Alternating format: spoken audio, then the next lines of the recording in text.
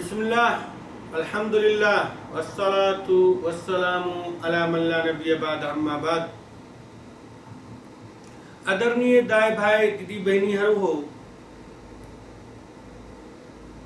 यस संसारिक जीवनमा हामीहरूले अनेकौं किसिमका काम गर्दछौँ र त्यो कामहरूको अनेकौं लक्षणहरू पनि हुन्छ, अनेकौं लक्ष्य पनि हुन्छ।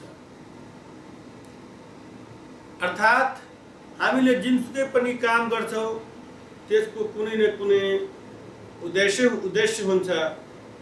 त्यो उद्देश्यलाई सामनेमा राख्दै हामी अघि बढ्न प्रयास गर्दैछौँ र कामको अनुसार हामीले प्रयास पनि गर्दछौँ।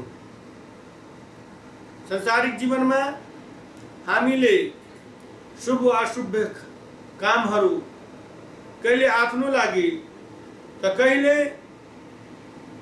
आफ्नो छोराछोरी र श्रीमतीको लागि, कहिले दाइ भाइ दिदी बहिनी बुवा आमाको लागि, त कहिले समाजको लागि, त कहिले समाजले गर्दा पनि हामी अनेकौं किसिमका काम गर्दछौँ। तर याद राख्नुहोला कि ईश्वरको नजर र दृष्टिमा त्यो काम नै शुभ हो। त्यो काममाथि नै मान्छेले पुण्य पाउनेछ। जुन काम ईश्वरले शुभ भनेको छ, जुन काम ईश्वरको दृष्टिमा शुभ छैन, हाम्रो सन्देशवाहकबाट त्यो काम गर्नु चाहिँ प्रमाणित छैन र त्यो कामलाई हाम्रो सन्देशवाहकले शुभ भनेको छैन, त्यो काम चाहिँ कहिले पनि शुभ हुन सक्दैन। संसारिक जीवनमा हामीले अनेकौं किसिमको मानिसको लागि नराम्रो काम पनि गरिहाल्छौँ। तर याद राख्नुहोला कि मरेपछिको जीवनमा, अर्थात् त्यो नराम्रो कामको जो पाप छ, त्यो पाप चाहिँ हामीले आफै नै बोक्ने हो। अरू कसैले पनि त्यो पाप बोक्नेमा हामीलाई सघाउने छैन।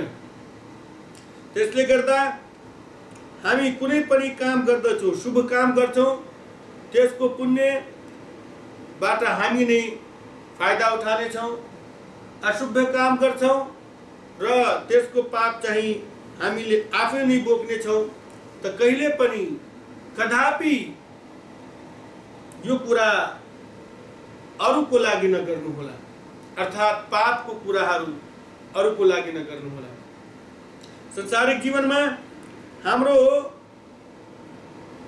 साथमा र हाम्रो सामनेमा धेरै मौका र समयहरू आउँछ जसमा कसैले हामीलाई शुभ काम गर्नको निम्तो दिन्छ, सोझो मार्गतिर लाग्न दावत र निमन्त्रण दिन्छ, त हामी भन्छौँ कि बुवा हुनुहुन्छ, त आमा छन्, त दाइ भाइ छन्, दिदी बहिनीहरू छे, अनेकौं किसिमको बहाना र अनेकौं किसिमको कुराहरू गर्छौँ। तर याद राख्नुहोला कि यदि हामी विचल्लीमा परेका छौँ, नराम्रो बाटोमा हिँडिरहेका छौँ, पापको बाटोमा हिँड्दैछौँ र त्यसको कारण हामी आफ्नो छोराछोरी, श्रीमती, श्रीमान, दाइ भाइ दिदी बहिनी र समाजलाई यदि बनाएका छौँ, त याद राख्नुहोला कि त्यो हाम्रो पाप तिनीहरूमध्ये कोहीले पनि बोक्नेवाला छैन। त्यसैले आफै सचेत हुनु र ईश्वरीय बाटोलाई रोज्नु र ईश्वरले भनेको कुराहरूलाई सामुन्नेमा राख्दै आफ्नो जीवनलाई राम्रो बनाउन प्रयास गर्दै गर्नुहोला। सुन्नुहोला अल्लाह तालाका शुभ भनाई। अल्लाह तालाले के भन्दै हुनुहुन्छ? औज़ु बिल्लाहि मिनश शैतानिर रजीम। वला तज़िरु वाज़िरतुन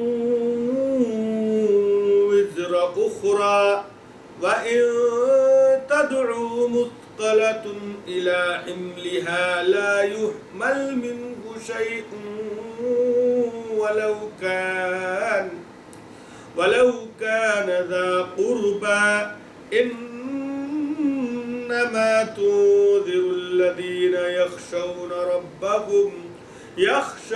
रब्बहुम बिलग़ैबि व अक़ामुस्सलाह वमन तज़क्का फ़इन्नमा यतज़क्का लिनफ़्सिहि व इलल्लाहिल मसीर। कुनै भारी बोक्नेले अर्काको भारी बोक्ने छैन र यदि कोही भारीले थिचिएको व्यक्तिले आफ्नो भारी बोक्न अरूलाई बोलाउनेछ भने त्यसबाट उसले केही पनि उठाउने छैन। यद्यपि त्यो निकटकै सम्बन्धी नै किन नहोस्, तपाईले त ती मानिसहरूलाई मात्र सावधान गर्न सक्नुहुन्छ जो नदेखिकन पनि आफ्ना पालनकर्तासित डराउँछन् र नियमित नमाज पढ्दै गर्छन् र जो व्यक्ति पवित्र बन्दछ त्यो आफ्नो निम्ति नै पवित्र हुनेछ र अल्लाहतिर नै फर्केर जानु पर्नेछ।